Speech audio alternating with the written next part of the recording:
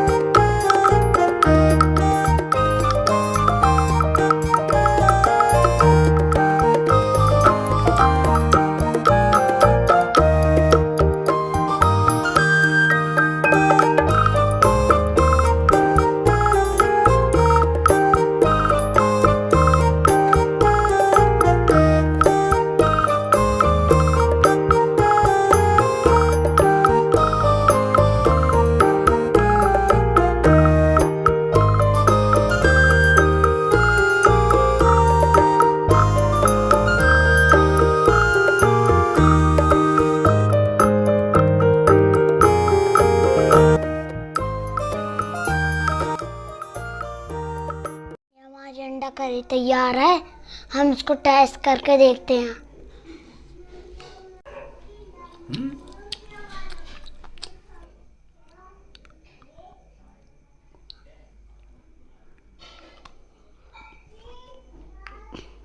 Tasty, बहुत ही बढ़िया बनी है। आप भी ट्राई करके देखें। Thank you.